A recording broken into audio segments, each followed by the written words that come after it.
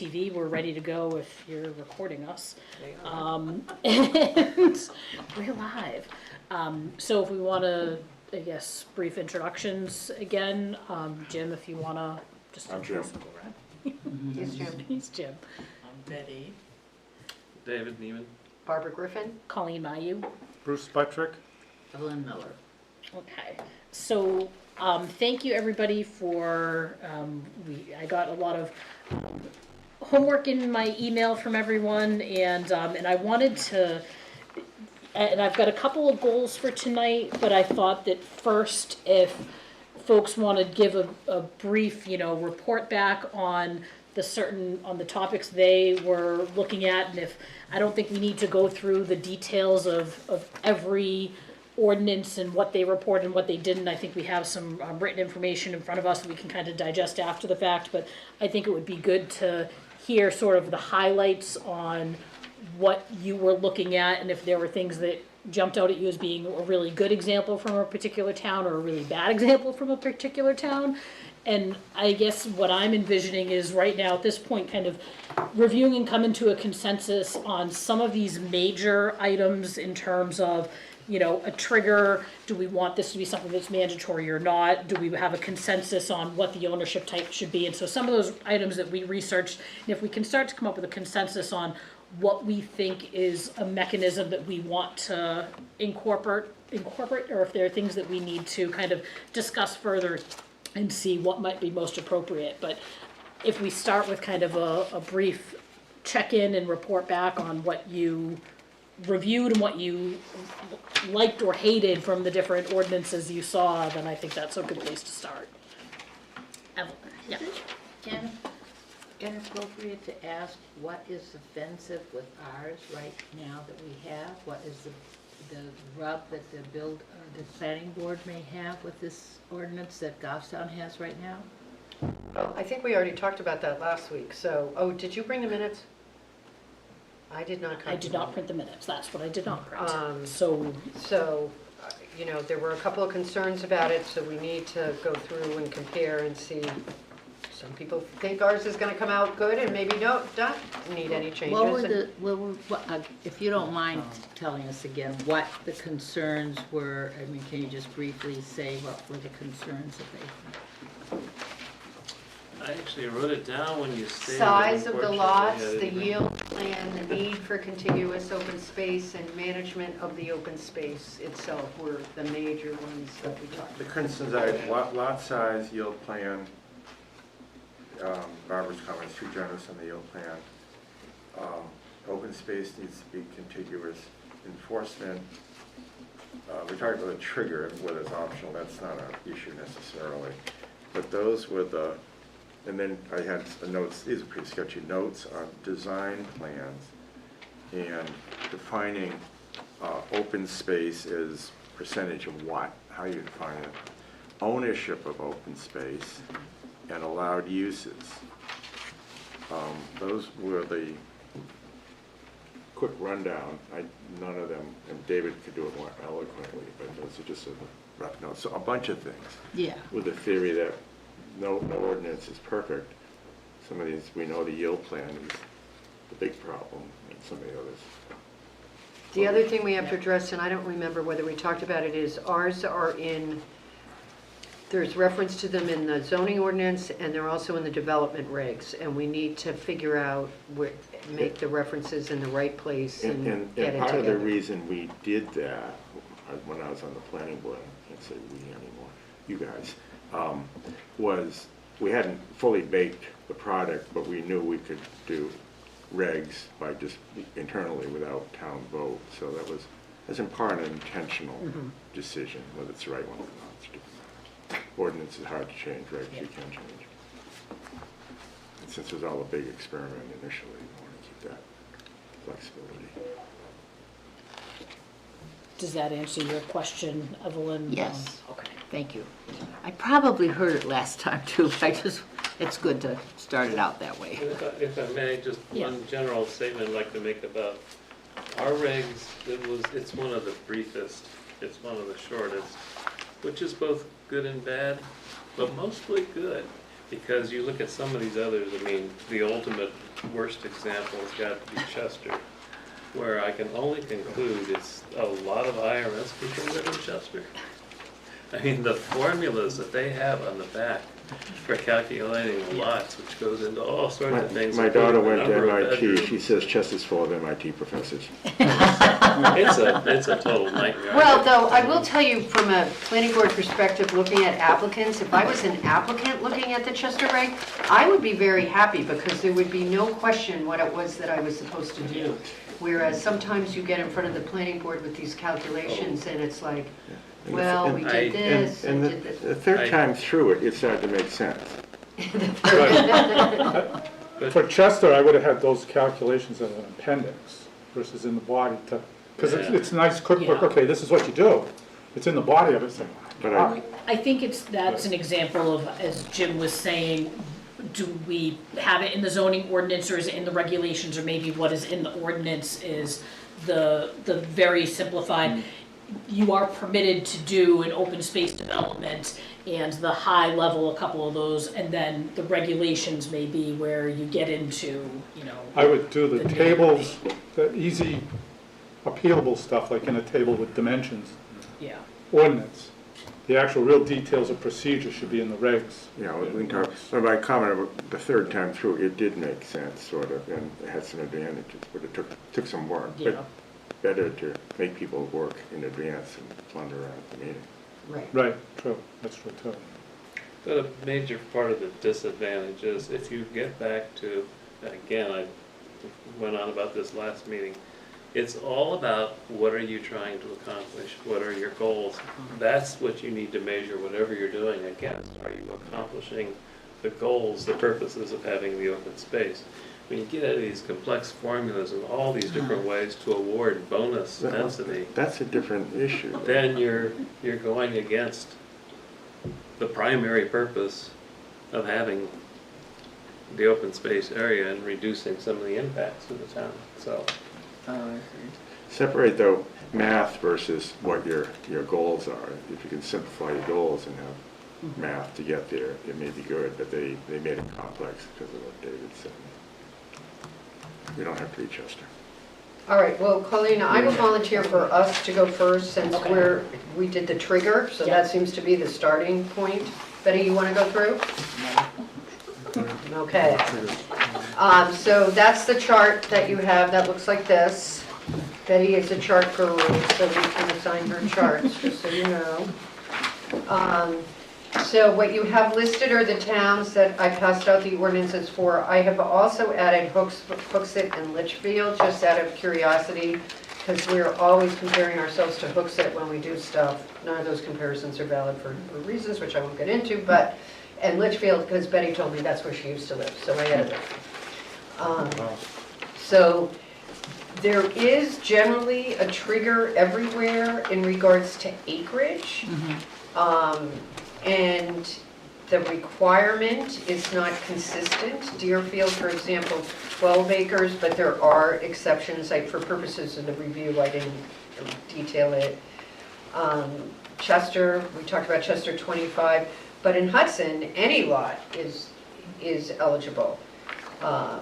So Milford had it sort of interesting, it was okay for all subdivisions, or if you had at least 5 lots going in, you could do an open space, which I thought was sort of an interesting approach, so it wasn't tied into acreage, and it might make those sort of odd lots that maybe didn't meet a minimum acreage, something that would do sort of more focus, maybe upfront development, but again, that goes to what you want. New Boston appears to be permitted by right in the particular zones. And that was the case in a couple of communities. Hooksett had to have a special use permit issued for it in order to do it. So lot acreage appeared to be more of a trigger than not, and at least 12 seemed to be the requirement.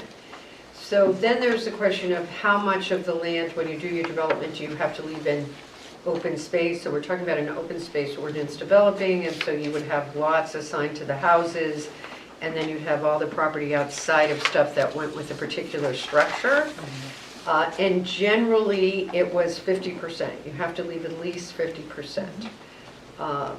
And so you see in ours, we say a minimum of 10 acres, but that's because 20 acres is the trigger. So 50% would be 10. So I'm not sure, I read the reg, whether that would be applicable if you did a 10-acre development with less lots. I'm not, you couldn't do it, obviously. Is that, I ask you a question? Or do you want to finish? Is it 10 acres total or 10 acres of buildable land? 10 acres total. And So- it's optional, Right. optional at 10, mandatory at 20. But, no, I'm sorry, the percentage of open, sorry, I said that wrong. 50%. It's Of- 50% of what? of the parent lot, the total. Not 50% of buildable acres? No, so No. all of these Parent. percentages are off of whatever, and I'll refer to it as the parent Parent. lot acreage was. Which is different than requiring you set aside good land. Yeah. Right. Some of them, it looks like, do have that. And, well, I think and, one of them maximum did wetland. say they had and to take so out wetlands. that's, Right. you start seeing if you go down, Deerfield is the first one on the list, then half of the half is the limit as to slopes and wetlands. So you can have it be wetlands and slopes in your 50%, but it can't be more than 25% of the parent lot essentially. Londonderry had it at 40%, and Milford says 30%, but that's sort of, your calculation for the 30% can't include the wetlands or slopes over 25% at all. So it was just a different way of doing it. The other one that I think was sort of interesting and needs to be considered is Hooksett says 50% of the open space is to be contiguous with no wetlands, to prevent that sort of development where the open space is not anything that could be utilized in a Recreation. in a continuous manner, which is sort of the purpose of the ordinance, is to have the large acreage. There are a couple of notes that we just put down because when we were looking at it, we struck like density bullet, like Francistown, and this probably sounds right, for things like green building and all sorts of, I just do green building or other particular things, they would give you a bonus if you were uber green. And Hooksett had an interesting thing. The parent lot had to have at least 50-foot frontage. So it made me wonder what they had come in front of it that didn't have frontage. Something obviously came and for them to put that in because no one else had that.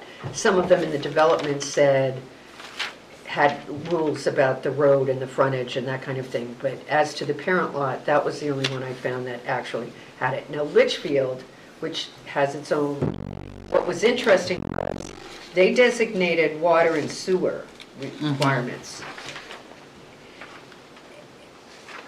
Granted, we have R1, R2, they're agricultural, residential, sort of the zones usually have some of that in it. Well, they also had the PFAS, so that was like, But it's an interesting concept that says you have to have public water to do this down there now, right. but you can have but you're expected to have an individual septic because they mustn't want big septic systems. So I thought that was sort of interesting in light of something that the planning board has got now where people are worried about water on individual lots. Is it something you want to consider whether or not it's got to have public water? But public water is not going to be where the land we want to conserve is, so Right. it's sort of, I think it depends, I mean, Yeah. Litchfield is a border state, and I think, although I don't think of Litchfield as being very populated. Certainly if you came in with something like Salem or, those areas, then, but. so for all I know, that was a way to keep it out. I don't know, by saying it needed to have public water, I don't know. No, I they think ran- it literally was the PFAS thing. Yeah, they Because, ran the like, main all the way everybody down had to well Oh, water. 3A has got the Yeah. main down it? Yeah. Okay. Yeah, they had well water and then like everybody was getting sick. And then they changed over, whatever. So anyways, I think after we looked at it, clearly acreage should play into the requirement. If you're going to not have it be acreage, then I think you're gonna have to get more creative in your open space percentage and some other things. And, So, that's sort of where they generally are. But so Barbara, do you, I mean, and your thoughts, and I know, and Bruce, you probably can speak to it because you worked in Hudson previously. Any lot eligible, I'm not opposed to a lot of any size being able to be done as a cluster development or as an open space development if it meets our other requirements. So I'm okay with a minimum lot size. If they had 5 acres and they wanna put 2.5 acres aside, is that just silly? Are we ending up at that point with little scraps of open space that it's just not worth it? So I'm not opposed to it, but I don't know if it's gonna wind up creating developments that are creating open space that's just not good for anything. Yeah, I think you can fall under a threshold where you're just kidding yourself, thinking that you're creating Yeah. some huge benefit if you're making a 2-acre open space area. Yeah, it just doesn't Right. accomplish Yeah. the goals that you're setting out to. I would like to add, though, that in your column here, Goffstown, 50% of buildable area. Nobody else is saying that in their regs, only Goffstown, buildable area. That's after you've looked at the yield plan. So on all these, so many of these others, it's 50% of parent lot, and 50 of that can be in land that wouldn't be buildable area. So it's really, compared to us, it's 25%, not 50%, compared to what we do. Most of these other plans would drop the amount of land that we actually are protecting. Some had buffers to the preserved wetlands in the open space. When I was going through the dimensional stuff, which made sense, because a lot of times if you get right up to the wetland, there's no access for the public, or if you're in the wetland buffer, you can't have the walkways, you can't do any disturbance in the buffer. So it's like, well, they can't use the open space, so you have to back it up and go wetland buffer, then a reserved buffer for the public, or, for the group to use. That has to be in that open space. Just to say, fine, we'll put the calculation into the wetland, we'll do the wetland buffer, here's our open space. They can't use it. But I would argue it doesn't necessarily do that, because it's just the calculation, it's not the placement. So, But it's the fundamental, it's where your starting point, how many housing units. but, How many but lots? that's for the yield plan. This is how much of the lot needs to remain in open space. Yes. Yeah. So those two things to me are two Are different. completely and utterly related, because you go from the yield plan to determining how much is gonna be open space. You don't take the total lot size and say 50%, you say, here's the total lot, what's the yield Correct. plan, what's the buildable area in this yield plan, 50% of that must go into conservation. But you end up, so by definition, if you have any exclusions for buildable area, you end up with less than 50% of the lot in open space. No, Yes, if you have 100. you are not even considering the buildable, you're starting, you say you have 100 acres, and So let's just say you have, 80 of it is buildable. so what does So that then mean? that means you're going to have only 40 acres that gets developed. And the open space will be the other 50% of the buildable 40 acres plus the undevelopable land. No. The open space measurement, David, in these plans, unless we've done it differently from everybody else, is what remains on the plan that is not assigned to a structure, not what is being developed. This number is not the developable number. This is what is left outside of the development. So if you have, under your theory, the way I look at it, if 20 acres is either wetlands or slopes over 25 degrees, because that seems to be sort of consistent, that means you have 80 buildable acres. Under your version of this, 40 acres then, because we're talking about the open space required, is the open space. Whereas the 50% of these lots is you have a 100-acre lot, that means 50% of it, 50 acres, needs to be the unassigned open space. And when you do. I haven't seen a development come through that's like that. Every development we see come through has always had 50% or more than 50% of the total area because of the requirement. I agree, that's what I think ends up happening, but what I'm saying is, as a minimum, this is setting the minimum open space that has to remain on the plan. That's not yield plan. Oh, okay. Let me state it another way. Okay, So, we both agree, we start with the buildable area in the Goffstown plan. It's the buildable area, I mean, right here in the document. Out of that buildable area, half of that buildable area must be an open space. so under your, So, okay, 80 acres, out of 100 acres, 20 is unbuildable, 80 is buildable. Half of that buildable must be in the open space. Right. What do you think happens to the other 20% unbuildable? They go out and put a house in the swamp? No, they don't. So we end up with, I understand, but 60%. that's not what this measurement is. This measurement is of the parent lot, what is the minimum requirement for what cannot be assigned to a structure? That's all we're talking about. And the chances of it being exactly that percentage are probably 0. But yeah, but that's not So what I- happens. To clarify, I think we need to really define what you're talking about, what's open space.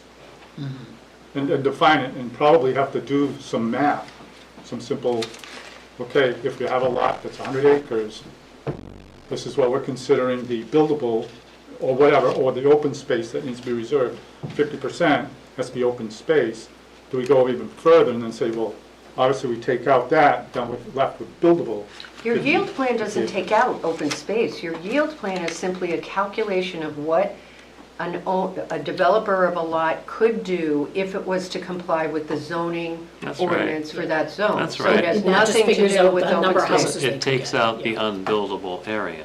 But- It takes out the wetlands, it takes out. No, the- only to the extent that it's required in the zone. It has nothing to do with the open space Oh, ordinance. come So, on, you the can't yield- build a house in a wetland, it's an Yeah, but the unbuildable yield, area. but the It's- yield plan, they're taking that buildable area. parent It's- lot of the 100 acres, and they're just figuring out, okay, with the wetlands, everything that are on here, this is how many houses we could get in a conventional layout. So, and, Yeah. and it's looked at to be like, okay, well, you're not gonna put a road through that wetland, so get rid of that little section. And so we take a look at what's really realistic get- and feasible, but it's not Yeah. necessarily taking out the wetlands from the calculation. I think that's where I think you're both saying the same thing, but in different, Barbara's used to seeing that the yield plan is just We're not saying determining the numbers and the density, but that is, it's separate, and the buildable area in the open space plan is a separate factor and a separate calculation than, But the reality that you arrive at, you Yeah. do the yield plan.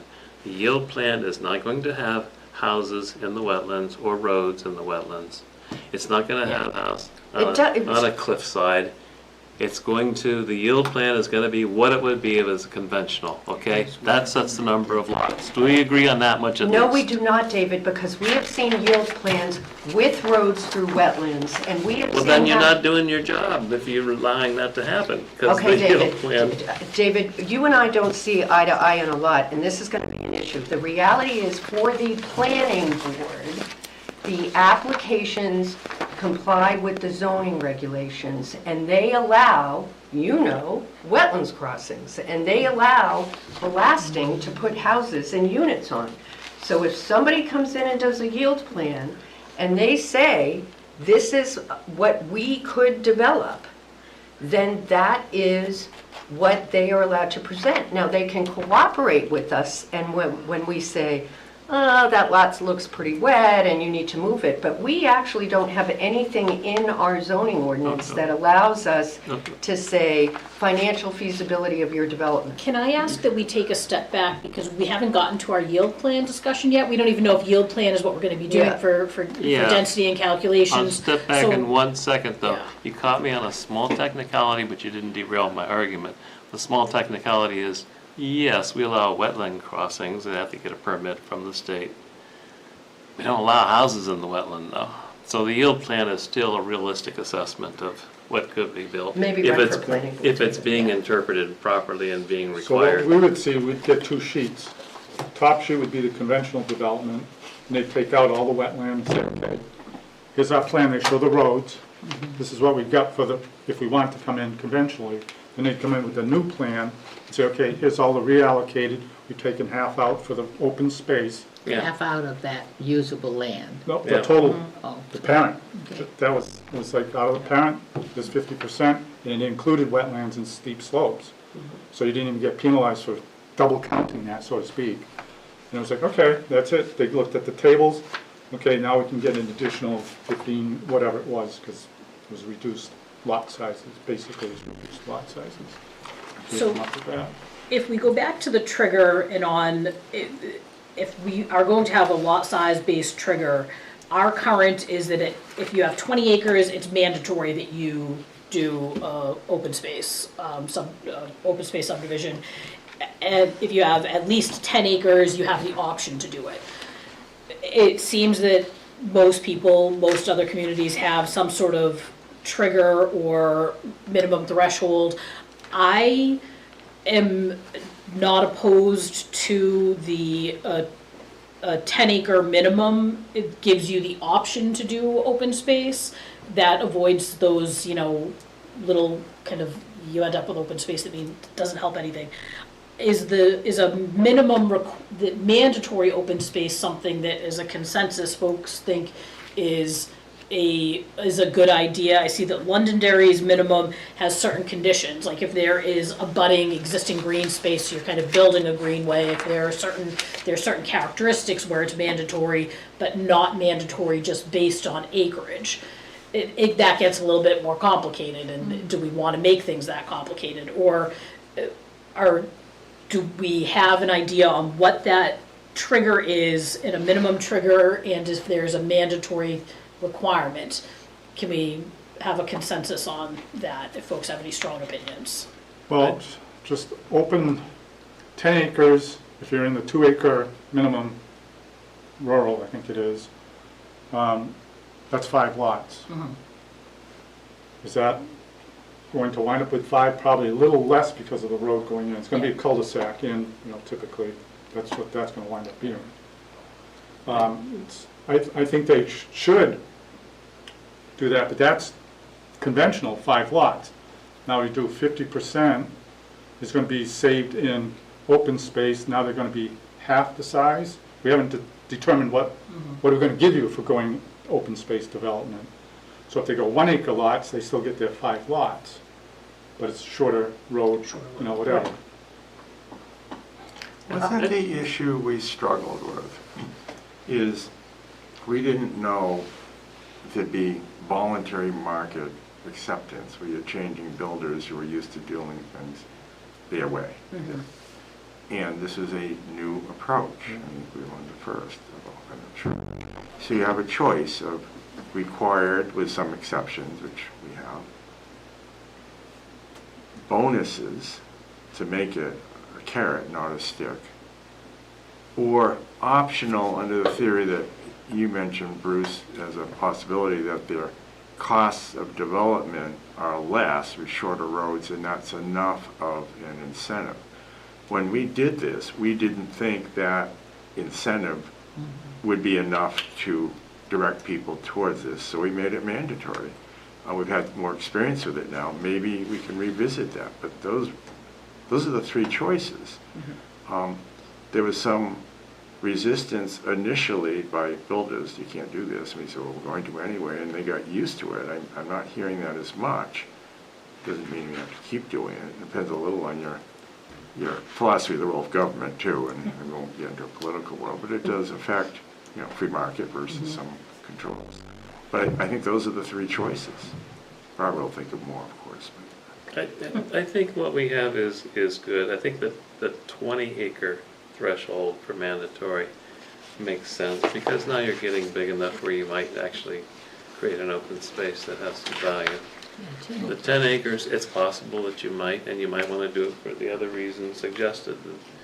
They might think it'll make a nicer neighborhood if they cluster the 5 houses and have an open area that people can enjoy. So having that as an optional, I think that's good for flexibility, so that every neighborhood isn't the same cookie cutter and all that. So, and then also our R1 and R2, it's optional, it's not mandatory. It's only mandatory in agricultural and the conservation districts.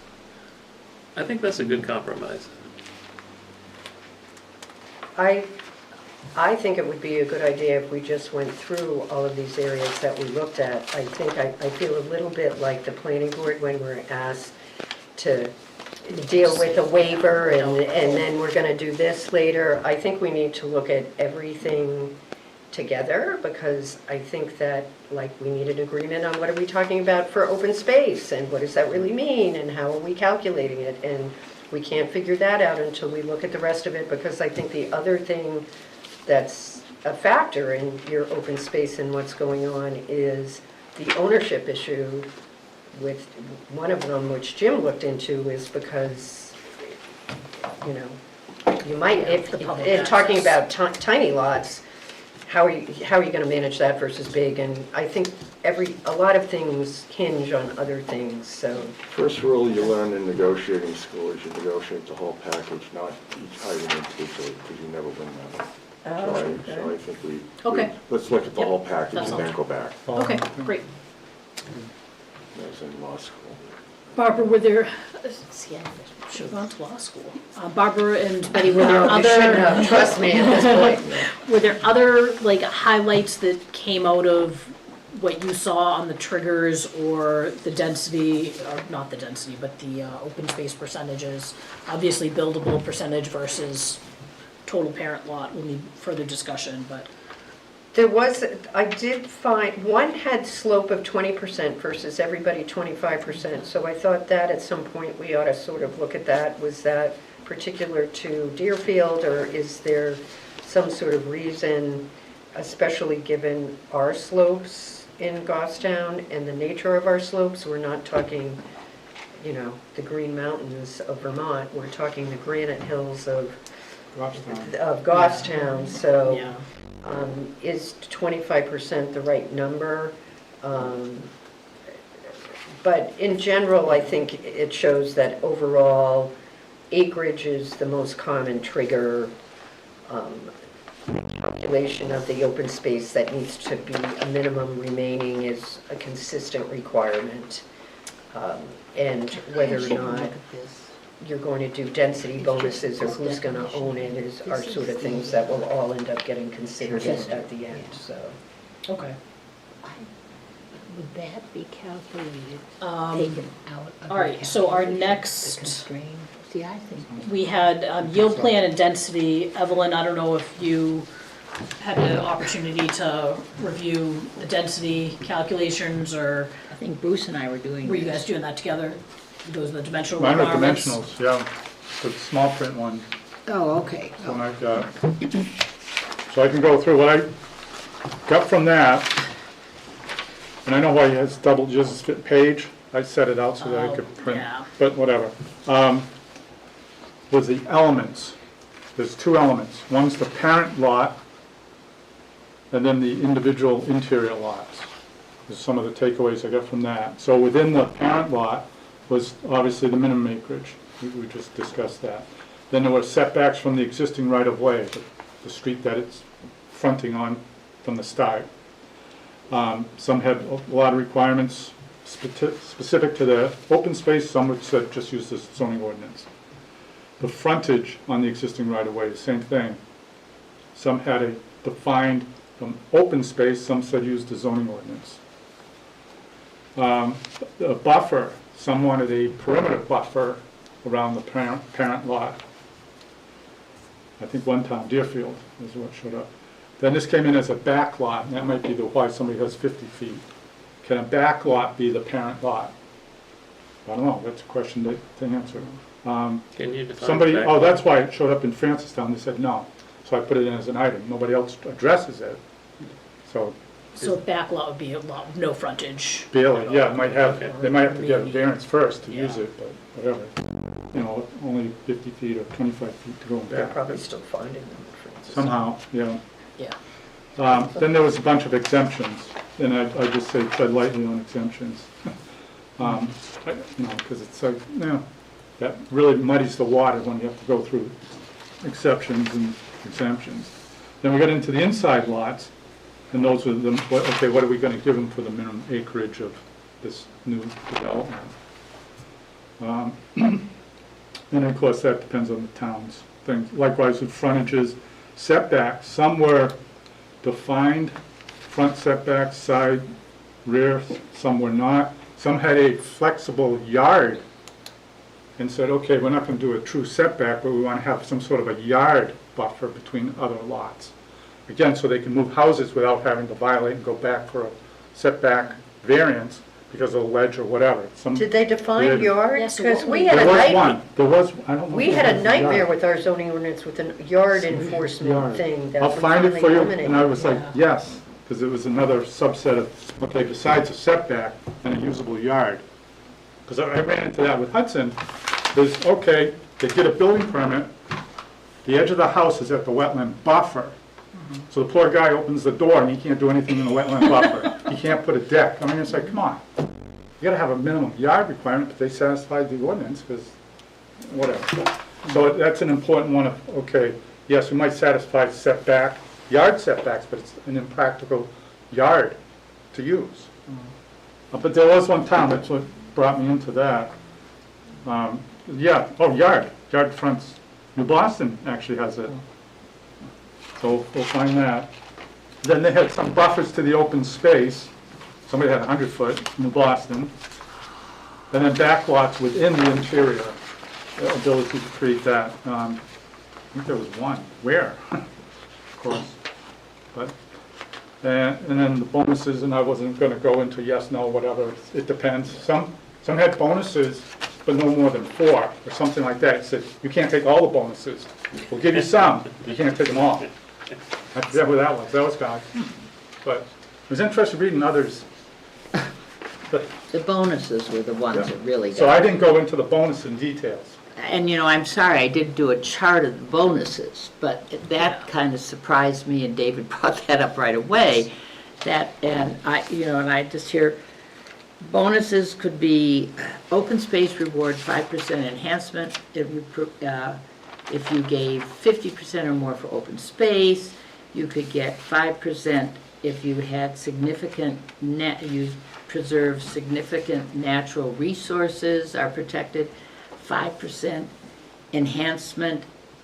When I say 5%, they're saying you get to add an additional. 5% An additional lots. 5%. Right. You maybe get, Agricultural Yeah. reward, and then there's a view shed reward, and historic resource reward. I mean, I was just really surprised that they really, to be honest, I felt they were not protecting open space as much as they were trying to give away more reward to build more. Reward to That's build. what it really looked like to me.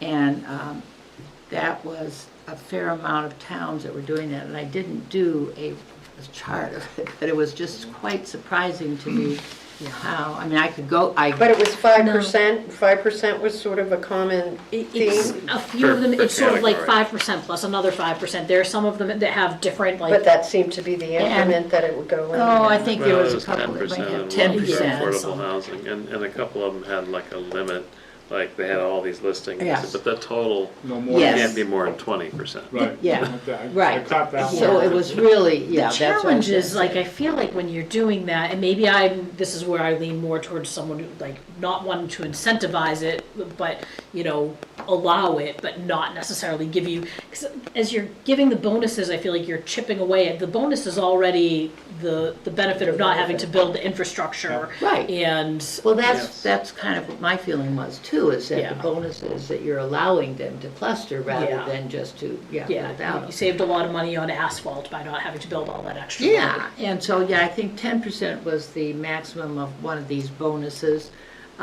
But again, they did have a cutoff point too, if you accrue over 20%, or 25% bonus, then you can't go any further. Which is at least Right, something. but that was, yeah, I was, anyway, that was my impression reading all that, I was not. Don't forget, as we go through these, this has to be approved by the voters, so that Yeah. there's some political compromise sometimes. And we're not sure what the politics of important people, and it's been back from the Bob Wheeler days when he was insisting on developing his land and not having sidewalks, but had influence, so, an example, blatant example, but true in other towns too. Yeah. There was one And I'll just say, for town. some of us who was involved in writing some of these for other towns, we had to deal with some of those. The reality. One of them had a bonus for a community area that would be like a little park that you could take off within this built area. But the majority of them are what I just said to you, historic. There's one I read, if they could arrange the housing on the edge of fields to preserve open fields, there was one, I There- forget where it was. It there's- was like, there oh, I were- like it, but There were two towns, actually, that was really interesting, I that like you that. could use your open space for skating rinks, Oh, yeah, there were. golf Yeah, clubs, right. That's in Goffstown. We courses. have, well, it's riding rink. And it was riding, yeah, it was Yeah. really interesting that they Yeah. added that in, and I think there That's were at least 2 or 3 us. towns that did that. Yeah. That's a good segue for me to jump to where I reviewed the permitted uses of, and so I looked at the permitted uses of the lot itself and then what's permitted in the open space lots. And generally, and I know we had some discussion about, and we allow in Goffstown, the uses in the underlying zoning district are permitted, but our regulations conflict with that. The regulations state single family only, so there are some areas where either way, we need to make sure that the ordinance is matching the regulations. Generally, most communities are restricting the uses to single-family residential and those accessory uses to it, so home occupations, and things that are accessory to. Chester is interesting because they allow single-family duplex, multifamily residential, they allow more residential uses. Diversity. And more diversity in residential uses, so, whichever way you go on that. Generally, so I guess, yeah, the open, so when it comes to the open space, I feel like I'm sorry to yeah, go ahead. interrupt here. Well, the one that was really interesting to me was that they weren't defining what the structure should be, but they counted bedrooms in terms of Yeah, how there was many. one. Yeah, At Lot- Chester, It's was that, it's quite interesting. that was Yeah. Chester, that's the one I said the IRS people did. yeah, the number of, so, Yeah. so then generally, in terms of the use of the open space, and this I think is going to need to be driven by what is the purpose we're trying to achieve here, because there are, right now, we allow open space that can be natural, farm reserve, recreation, which is where we start saying, where you allow like a golf course, we allow these things to be considered open space. And we do have some restrictions that no more than 75% of active recreational open space.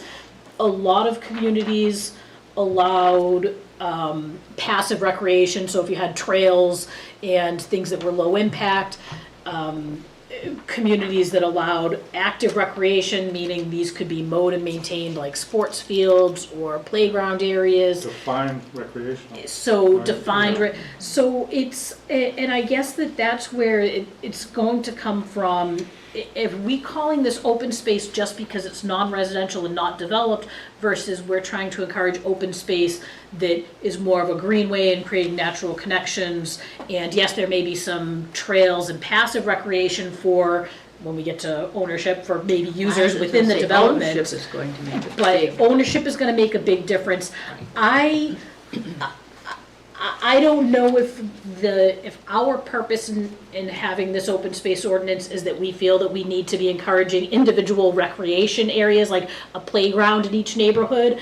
I don't know that that's really the big demand, or if what we're wanting to be encouraging is true open space that's, and leading to that, then the communities that tend towards true conservation, open space is, labeled, and the enforcement is, either through a homeowners association or through a conservation commission, but there'd be buffer placards, and this is a non-disturbance, and you have the back of people's yards marked, and so it gets into kind of an enforcement nightmare, but it sort of is the way of trying to balance, and so I guess I'd put out there that is the intent for us to be preserving and maintaining open space versus, encouraging pocket parks and other, neighborhood amenities. A number of communities do allow for your stormwater BMPs to be within your open space, which seems reasonable to me, with a limit. I don't want to see the entire open space area is a detention pond, but it seems reasonable that there be some balance that could be allowed. Or water infrastructure. Right now, we don't allow community wells, which community wells might not be a bad idea for denser developments, but to allow the water supply and then, the necessary piping, seems to be a reasonable use within an open space area as well. But Yeah, may I ask, Colleen? So, Yeah. yeah, you're right. I mean, under our ordinance, it says open space land shall not be further divided or used other than for recreation, conservation, or agricultural purposes, except for easements for utilities, or except as approved by the planning board, which I guess that last part could be anything. Yeah. But is there somewhere else in our Yeah. ordinances or regulations where the recreation is defined at all? in the development regulations, Yeah, there are definitions of natural open space, farm reserve open space, recreation open space. Recreation is space required to serve active and passive recreational needs. And so it could include ball fields, playgrounds, tennis courts, walking trails.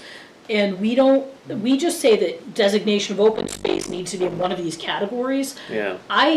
Under this, I don't want to give ideas, under our regulation, you could theoretically say, I'm setting aside 50% of my lot as open space, and I'm just gonna build like a tenant, I'm gonna build Wimbledon, like what's happening, you're Yes. building, so There's an that's. impervious limitation. There's too. an impervious limitation, but I mean, you could have grass tennis courts, Barbara, those are, so. Well, they're not that the- And pervious. I've So- lost any sort of wildlife. So you've lost any of that Understood. benefit, and I mean, that's going to the extreme, we haven't seen that, and there's no financial benefit for someone to do that.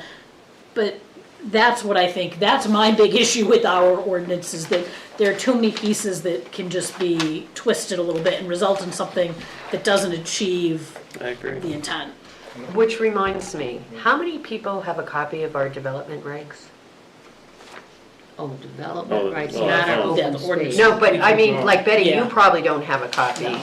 Jim, you probably don't have a current copy. Well, we're Yeah. still trying to update them. You probably do Well, have a we current can copy. send these. No, I So, like one, I don't. Mine's probably I not don't. current, that's probably a couple of years old. we haven't changed them in a couple of years, but, all right, we probably ought to email, you probably ought to send an email to Patty and ask her to get a copy of the development regs, and then we can email you guys and you can come pick them up. Okay, I thought of that since the last meeting, that we have a copy of, do people want the whole zoning ordinance, or is just having a copy of the open space one, okay? I've got zoning ordinance. You've got the zoning ordinance I just anyways did for the zoning CBA. ordinance. It would be useful to have the whole ordinance, because Patty I think to- so. Okay. to do copies of the regs and the ordinance for everyone, so you've got a hard copy.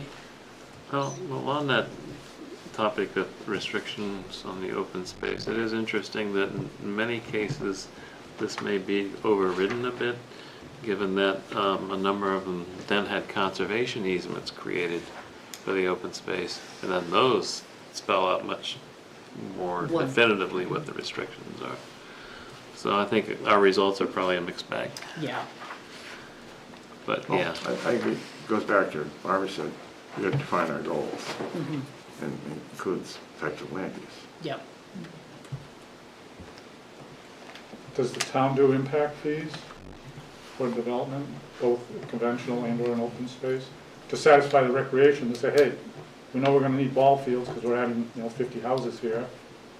With soccer fields, is there an impact that's part of recreation? I know you do school I think stuff. we've had some We- impact fees. Yes, recreation. We have impact fee, I don't know if we have a recreation impact fee on the books, we have a school Yeah, impact I fee. know Right. that's, Well, And there's we're a doing a school, study. there's a school in town, and the Yeah, town includes Includes, 3 or 4 things. I can't remember whether it's one of them or Well, not. that, we that might are- eliminate that risk of having them built to Wimbledon. yeah, Oh, here, we're providing public Yeah. tennis courts here. yeah. We don't need it here. We want it down there. There Yeah. must be We a haven't seen recreation yet, fee. there is an update happening, correct Barbara, to the impact fees Well, the selectmen are ordinance. discussing it. Well, like when they were talking about fixing up the swimming pool a year or two ago, in that discussion, they were saying, well, some part of this could be offset by the recreation impact fees, so there must be. But I don't know any of the Right. details of it. I know you're supposed to have the methodology calculations to be able Yeah. to enact one. That's always a hard thing to do. The numbers always change. Well, not always,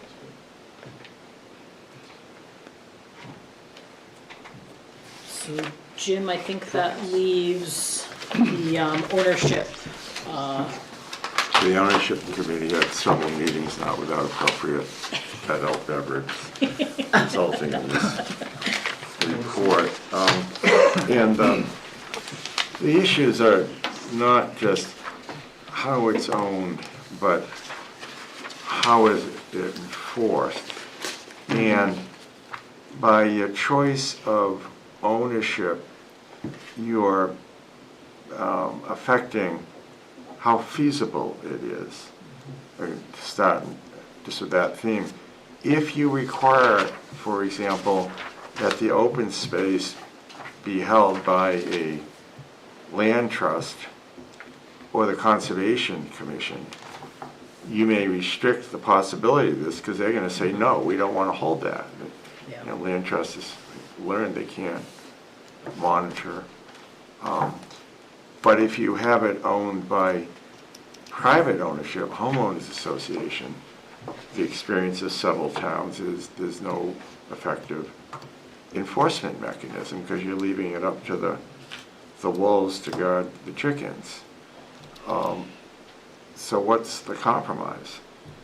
And most of them allowed allowed a combination or choices among homeowners associations, private entity, or owned in common with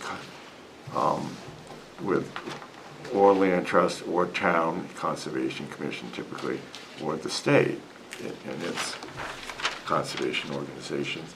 Typically, though, if it were held in a homeowners association, there'd be protective covenants, and in many of the towns, the protective covenants had to give the town an enforcement right. Now, your current planning board chair seems to resist having the town hold enforcement rights on anything, but you can't, again, let the wolves guard the chickens, so you have to have some third party that can step in when there are violations. So that some of them, and U.S. Chester, if you go down to the end, had to be held by an easement held by the town, Conservation, Rackham County, or Land Trust. If it were privately held. So again, you have to have somebody willing to hold the easement, and that's harder than just protective covenants that somebody can enforce. So that was the most restrictive, but most of them gave options of homeowners. Yeah, I thought the options made a lot of sense. Well, except for the enforcement issue. Yeah, of the it's the enforcement. I was gonna say, I think I remember several of the towns had private ownership, meaning the association or something. But then if they weren't doing anything, the town had the right to come in and Well, that's right. police, Yeah. you know, meaning, But the towns don't always want to spend money on their expensive lawyers to do Right. that. right. So, and I think we just found in a recent development that the, you know, these private, like the PLC or the state conservation areas, they would like to accept some of that, but there's some areas that they just don't feel are really very enforceable, and they did not want to touch that part of it. That's why I think having an option, I mean, most of these towns, they have options. It could be a town, it could be a land trust, or it could be a homeowners or some other privatized entity. And that flexible approach makes sense because, and we've seen it here in Goffstown, we had a case where the piece of land, it really made sense to go to the land trust, and the land trust took it, and that was wonderful. The land trust doesn't always want to take it though, particularly, their biggest hangup is if it's isolated, if it isn't near Yeah. other existing abutting areas. You know, in some cases, if there is something really worthy of protection on that parcel, then having to go to town ownership, to me, makes a lot of sense. But there are others where, you know, maybe the homeowners is just the best route after all. We were talking about flexibility before, and the smaller ones, say the 10-acre ones, and they make 5 little lots, they just want a little common area. That would probably make the most sense for a homeowners association. And people can have a playground there or whatever they want, you know, having flexibility, because one size never fits all. Well, there have been some issues in other communities, and it's always a question.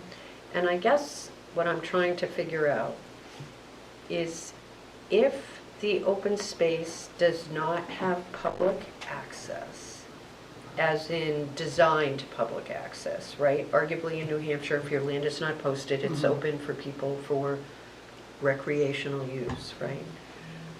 So if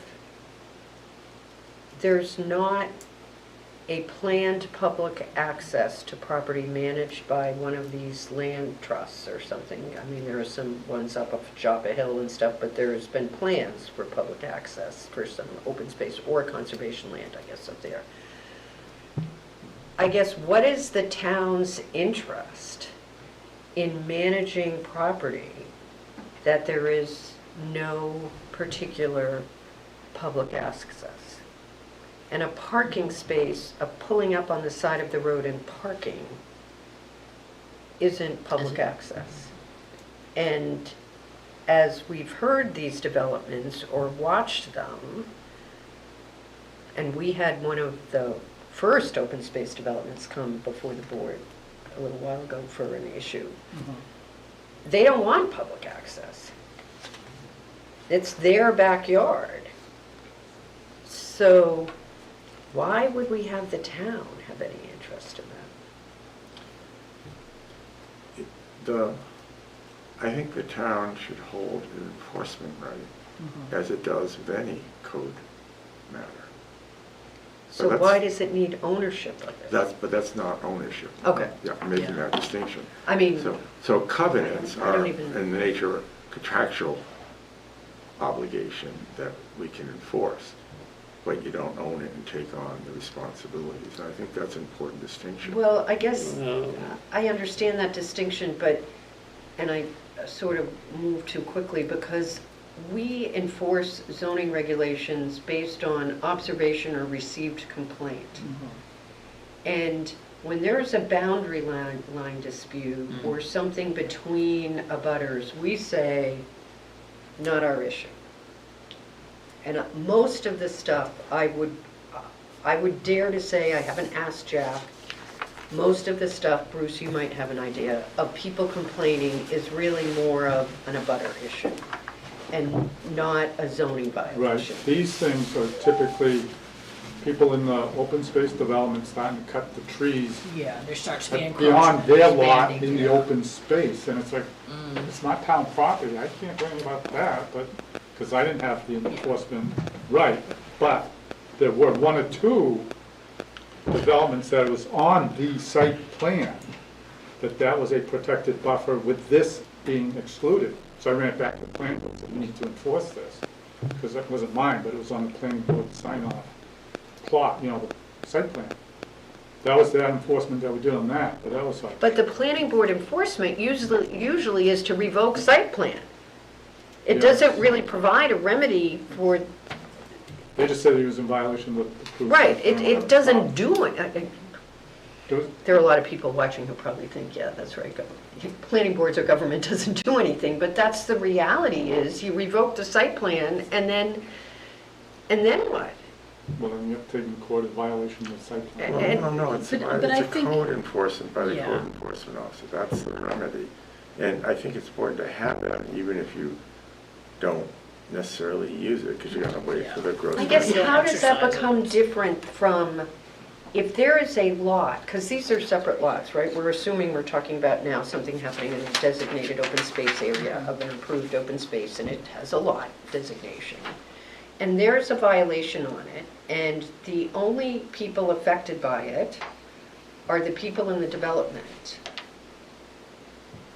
I understand that the town has an interest in public land, but that's not really public land. But we have an interest in that open space not being encroached upon. So if the issue is that there's an encroachment, so if the open space land that's designated open space on the approved subdivision plan, and if we have a enforcement, I guess, mechanism, or if there is giving the town rights within the HOA documents is also giving us the authority, then I think that our interest is protecting what was supposed to be preserved as open space. And if you start getting in there and you cut down some trees, you put a shed, and now the line was here, and now this Why isn't that the property owner- HOA's problem? And the Well, issue, it the is answer the to that HOA's is, problem, and they can enforce it, but Right. if they don't enforce it, then we have the option to enforce it as well. I don't remember which town it was in, and it was probably Chester. But, and this is something that I was concerned about with this last subdivision that came in, the cluster development. They talk about delineate, or marking the boundaries with 4-foot posts, metal posts, markers, and having them so far spaced apart. In other words, I do think that any open space really should be marked or delineated so that it's very apparent to everybody. And then if you do have an abutter that is cutting beyond, you can say there are the boundary markers you're going to. But who's the they that says? And I think the answer to your question, Barbara, is what are the goals in requiring open space? And it was to leave unbuildable land or wildlife corridors or any other sort of public resource things. There is an interest. If it's to leave a place for a ball field for the owners of the homeowners association, maybe less so. Now, one of our goals was to avoid sprawl development, cut down on road length, because we had a plowing that. And once the houses are built, you've achieved that. Then the question is, what is our goal in preserving the open space? And then define why we want it.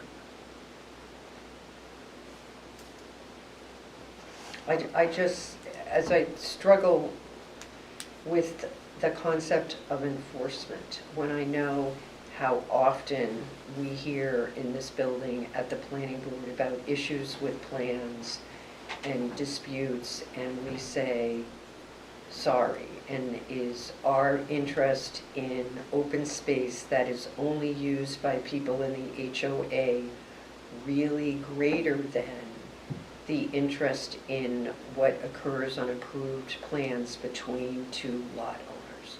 And I think my answer is no, it's not really any different.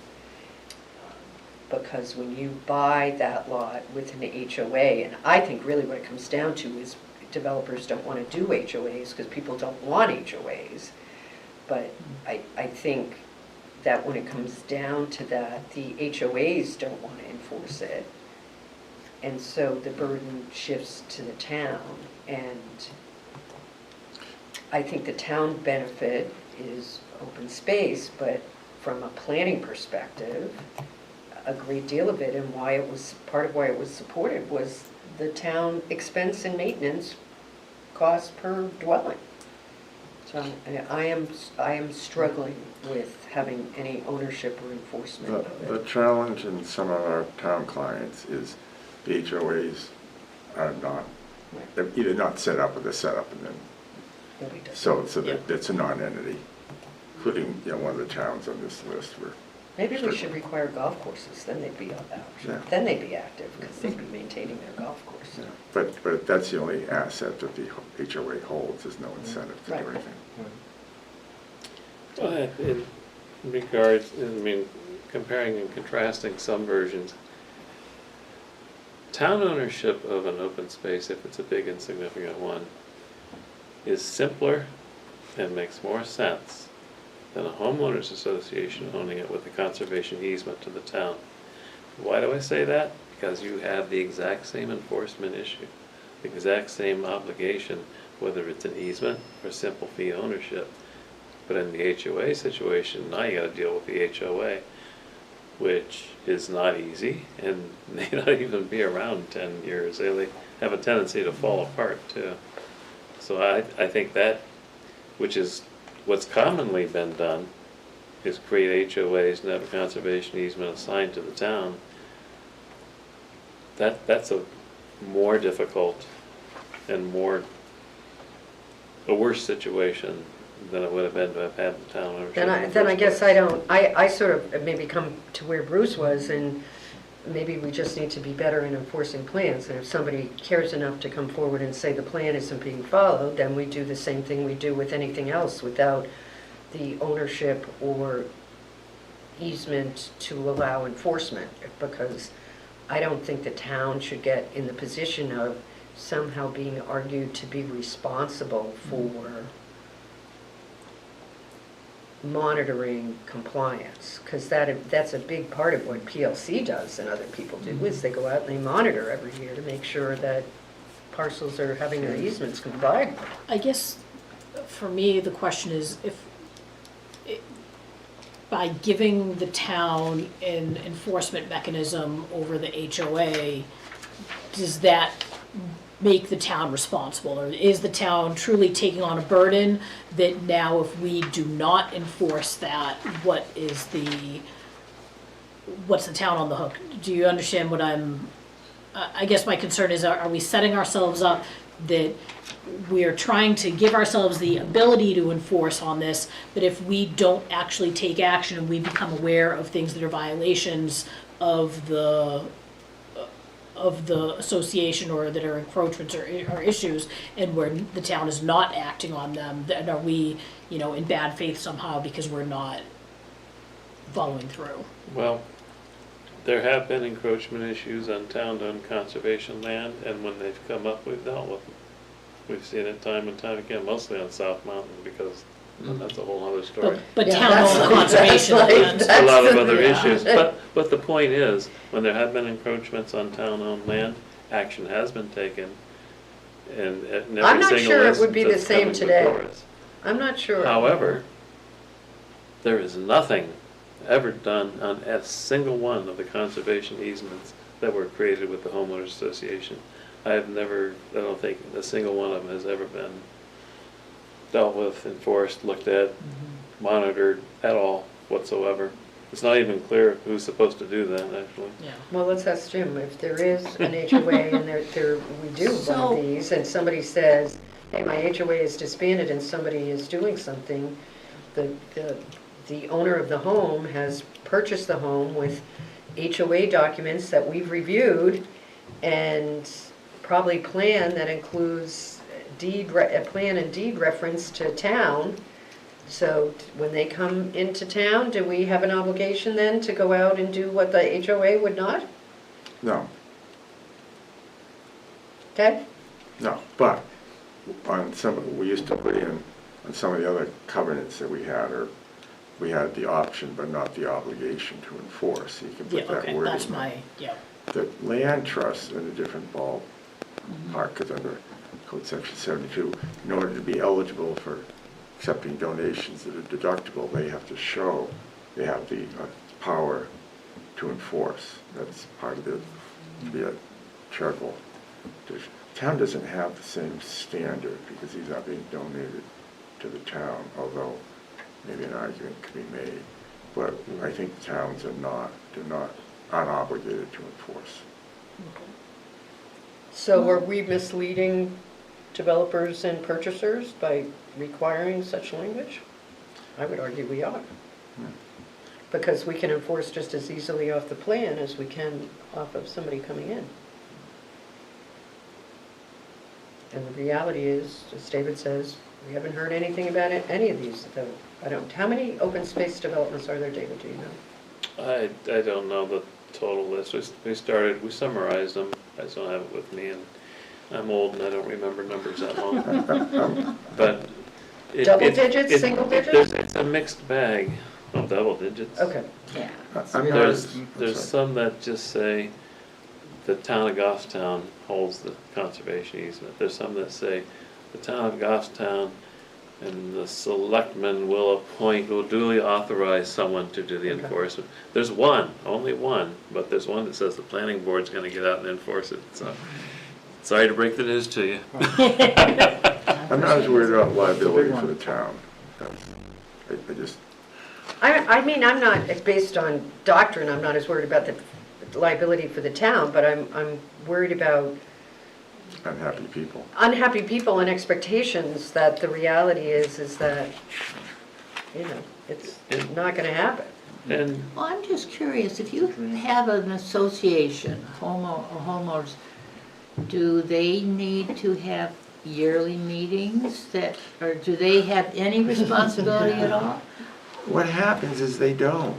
I know they do, but They by law, disappear, so they you say, can't. who are the officers? And they say, huh? Who are the directors? What? So that, but our, We haven't The done only that for time 20 they years. really stick is when you have a condo and it's part of the condo docs and they need to have that governing board because they need to contract for the for the trash and the landscaping and they need to collect the dues to pay that. But when you're essentially creating single family or duplex residences that are not dependent on anybody else, I mean, I guess what I'm saying is I know I've walked land, to survey the land with, for the PLC right, up in our area, and that is required once a year. We Right. have to do that. I mean, there are certain requirements that have to be done. But you're saying with the homeowners that they just say, They don't. there's. Busy there's- raising their kids. And they don't have any fees to be a part of that ownership, and if something, They're supposed to, but nobody collects them. Who's gonna say, oh, who can I give my money to this year? well, well, Jim, It doesn't happen. it doesn't happen, but if you pass a law that it's required, that's Well, laws only are still- good if somebody enforces. If enforces it, and that would become the town that would have to go around and That's say, the have you question. done your job, and, And we're not gonna do that unless somebody's doing something bad in the open space that we care about. Because the selectmen don't want to spend money on enforcement. I mean, Jim has professional experience with it. I only have personal experience where I had a family member in one, and their saying was, Mr. Rogers never told me about the people in my neighborhood.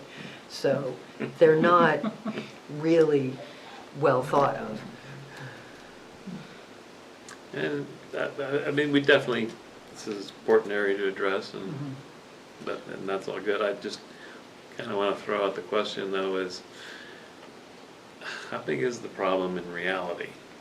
I mean, we have a lot of these approved subdivisions that have the open space and the homeowners, and do we have any sense of how many problems there really are? Because I know a number of them that, where I've walked in their open space part of land and everything's great.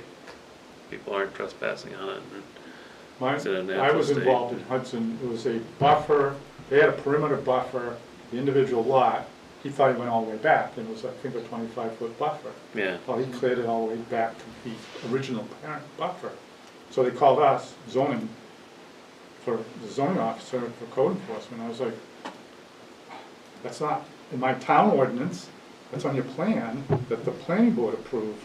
So I ran it back to the planning board and they kinda went around and said, well, yes, you're violating the site plan, you know, the approved plan, it was, I think it was set up as a site plan. But like, So that's a perfect example, but is that a one-time thing? it or was it rare, common? right, I'm Yeah. not common. I'm You can just only wondering cut the the trees magnitude. once. Yeah. But it sounds like, so, and I'll be honest, I don't know the next steps for tonight or for the next meeting, but it sounds like some of the data that would be helpful for us in moving forward is what are the existing open space subdivisions? Sounds like we already have a sense of that, but maybe having that list and then finding out from the code enforcement, are there complaints, are there concerns, has this been an enforcement issue, or are we kind of thinking that there's a problem there that really is not a problem? Jim and I have two Matt. things. One, to respond to Bruce's Yeah, fact situation, the way you deal with that is you have both the site plan approval and covenants on top of it. So at least there's an enforcement mechanism. But I will say, one of the towns in this group had a proposal to throw away their open space because they got tired of trying to enforce them. Their lawyer said, why don't you slow down and see if we can look at it. So they're looking I at do it. think, again, marking boundaries, now this is with the ones that are coming in, is really important, and I think I'm thinking about the one we have coming in where there was a cluster development and there. But we've done that, but they ignore them. Yeah. And they do. yeah, They move them the first, covered in snow. They get cut the first down. property owner, you know, Right, The doesn't blaze like in the looking tree. at that and yellow the sign I on don't the think they trees. go on a tree, I mean, it was really interesting Yeah. that this, and I don't remember Yeah. which town it was, they said, you know, a metal post with Yeah, a well, marker on it, and you're not putting, oh, Jim, darn it. You're not idealistic. Well, on the Sanborn Alright. property that we acquired, all the signs are still there. Are they? They're rusting and getting old, but they're still there. Sometimes it works. You know, you're not worried about the good people. It's- Well, I know we had a problem, well, sometimes it's innocent ignorance, though. well, But Anyway, again, go ahead, no Colleen. marker. I gotta go home. I'm Yeah. hungry.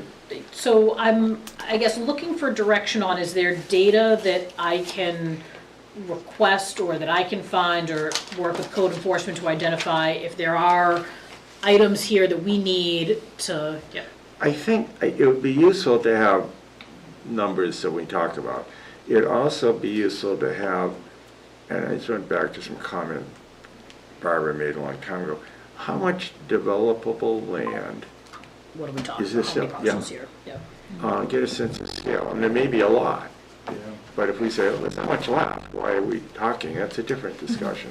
Okay. And where is it, and what does it look like? Because that will determine, or help inform us on, lots, numbers, minimum sizes of, Yeah, there's Land. less than there used to be, but there's still some big lots out there. that'd be worth seeing them. So do you have some of that information, David? Oh, I know it all. yeah. I know, I was gonna That's say, why I David said that. Been staring at those maps for 20 years, I know you have been. writing letters to people.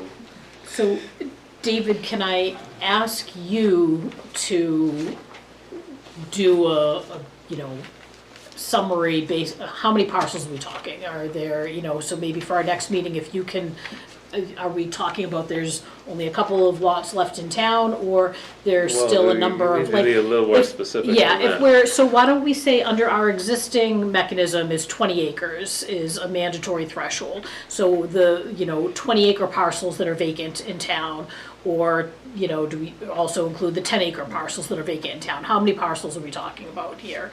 And if we can know the magnitude of what we could have out there, how many new projects could be coming in on these parcels.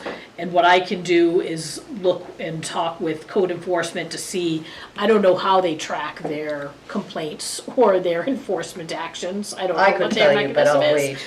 So I can talk to Jack and talk to Joanne and see if I can get a sense of enforcement actions or complaints over the past, so maybe not action, but maybe if they have a complaint file, and see what that is, and if the enforcement issue of encroachment into the open space and how we deal with that is not an issue, or if it's only not an issue because we're just not actually actively enforcing on issues, I can try to get to the bottom of some of that.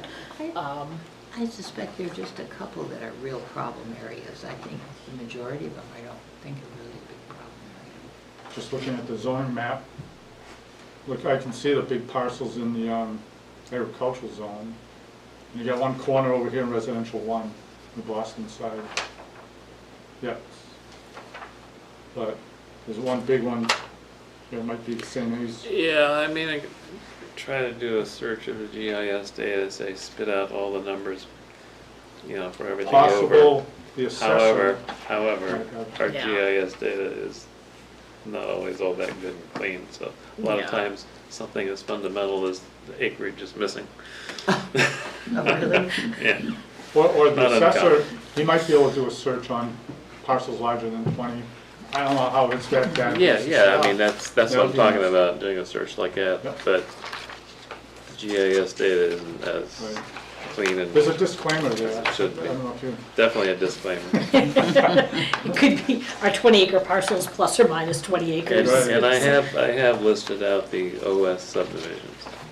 Okay, you have those. I have those because, you know, I was curious, what is the state of those? Should somebody in town be looking into the whole theme of the past year that I've been focused on has been stewardship, because that's been lacking for so long.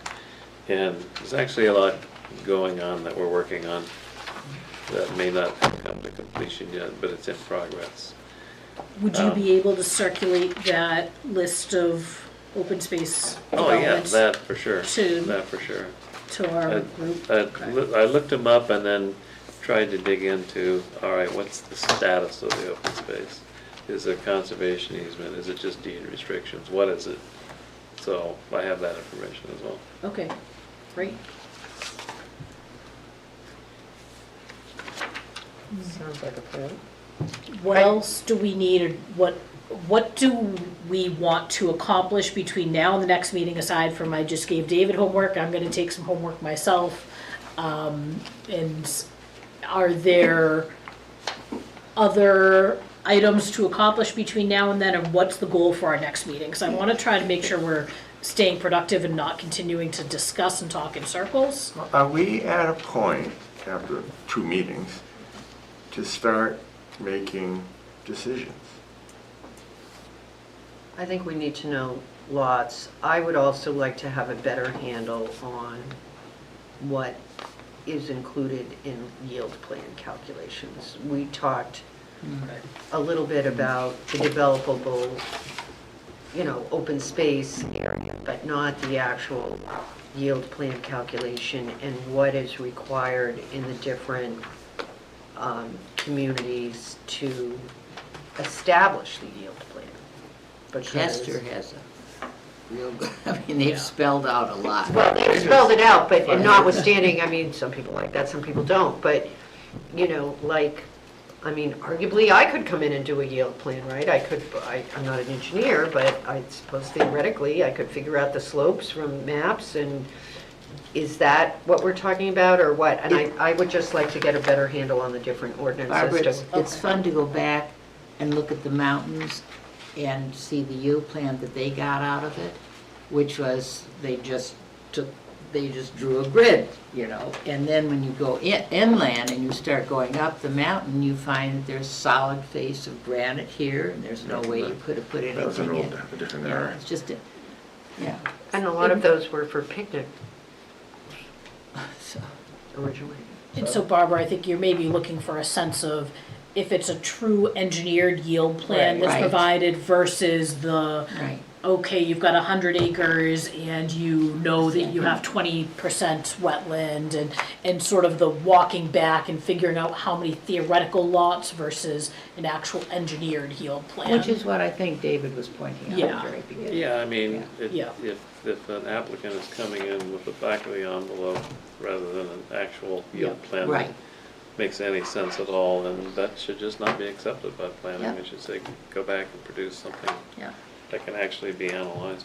Because I guess the question is, the developer's position is, I need to do a full engineer drawing set for my open space development, and now you want me to go back and do an engineered plan of something that I'm not gonna use, that's an expense That's an expense I I don't want. I don't want, and And- and the reality is, I'm probably gonna do the minimum I can to comply with your requirements to do it.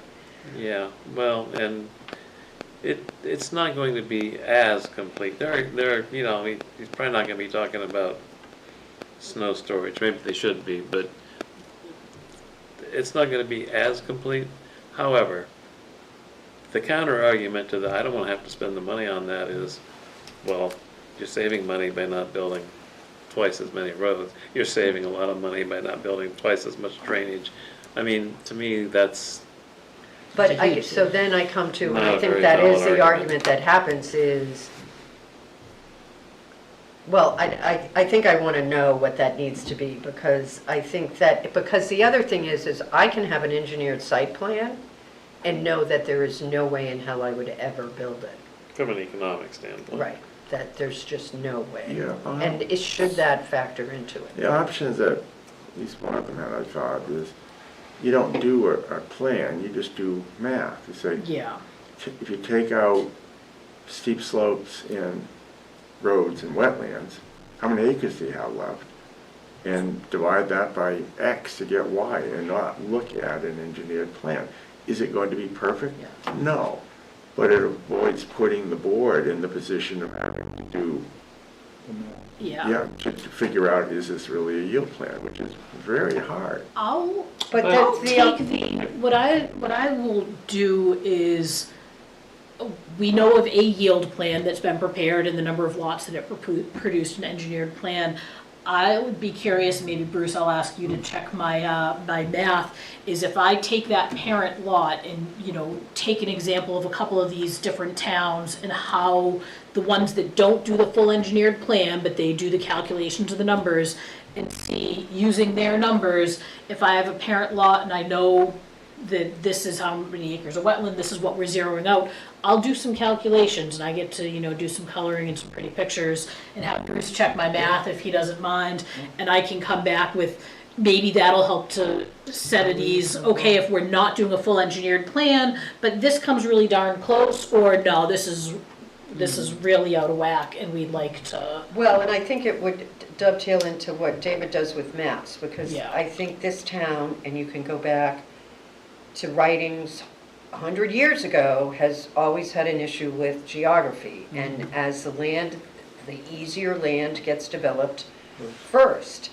And I am of the opinion that we have often ended up approving lots or units that would have never, ever, ever been built. And we tell ourselves that, oh, we're only getting this much road and this many units, but the reality is we would have never gotten close to those units if development regulations had to be followed. And I think that is the issue going forward we'll see, my suspicion is, that is the issue going forward for many of the large remaining lots. And because the issues with the lots, either because of wet or slope, are significant. And so, yes, you can have a generic, it is always astonishing to me, you can look at a plan and you can look at the elevations and it's there on the paper, but until you go out and walk it, Yeah. it doesn't connect, you know? And so that's, as Goffstown is more developed, and I understand you have a right to develop your property, I just don't think property should be getting more development on it than it would otherwise. Because the probability is, the remaining is junkier, it's harder Yeah. to develop. I'll state that the engineered plans, they're gonna come in with the slopes, wetlands, that's gonna be the base. You're gonna put the overlay on for the traditional layout, okay, this is how many lots we get. They're gonna put the overlay with their, okay, here's the yield plan, subtracting out all those, getting the new road, that doesn't have to go all over creation, put it on that layer. They've got it pretty well, they can bring it into a table, but usually they have the two covers. I know, but Bruce, the point is, they can create a lot out of anything with fill and blasting. true, but they won't. right. So that's my point. They can come in and engineer, you can Yeah, that is true. engineer That is true. anything. Right. And I think we have seen engineering of anything that no one would develop. And that's why you look at that plan and You're say. right, I agree got the with slopes. everything you just said 100%. However, the yield plan is still closer to reality than doing the Than the simple math. math. Because the simple math, you're gonna have this little finger coming up between the wetlands, which falls into the Depends simple what the math math is. bucket. I mean, there's and no over, you know. perfect. There's no perfect. Yeah. I get that. I It's- just, That's what it's always all about, isn't it? Finding Yeah. the best out of, That's right, because you could have the layout of the land, you could have two Choices. wetlands and you can't get to the back. yeah. And it's like, well, we've got all this with the numbers, but once you put it on the plan, it's like, this doesn't work. It won't Yeah. work. Right, I mean, that's, Except they'll show a wetlands crossing that. well, it's true, I know, Right. Yeah. I know, don't we have one? There you go. Okay. exactly. I know, So- it's a tough one. Okay, The tasks, we've got David taking a look at GIS and seeing the parcels and what are our outliers where we could still be doing things. You're gonna circulate the list you already have, David, of open space projects that are existing in town.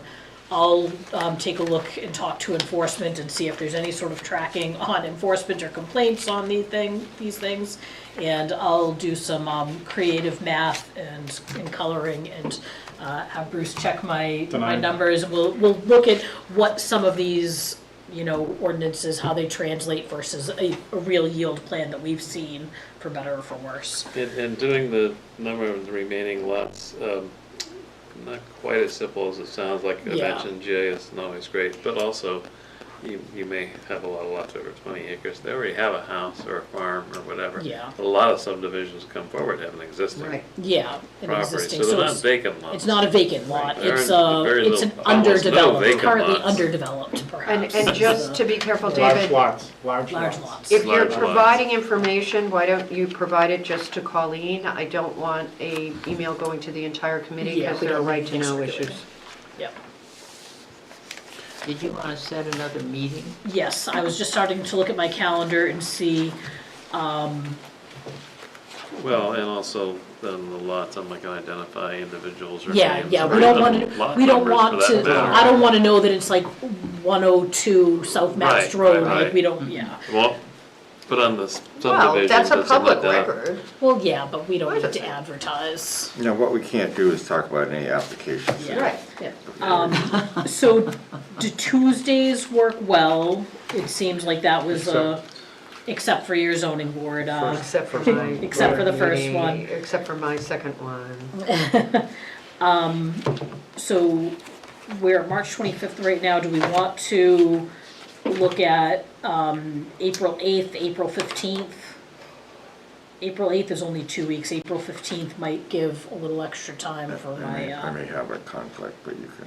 Is that a Tuesday? that's a Tuesday, April 15th, Thank tax day, Tax so day, everyone will so make sure they've got their taxes Yeah, filed. Yeah, I don't think I can You be can't, here, okay. but that's, you don't need us, all of us, so. So next meeting, April 15th, 7 PM. 7 PM. I will, I'll reach out to the folks here at Town Hall tomorrow to make sure that there's a meeting room here, if this isn't available, if the space upstairs is. And and I will send a confirmation then, once I hear from them that we're okay for April 15th at 7 PM, I'll send an email to everyone.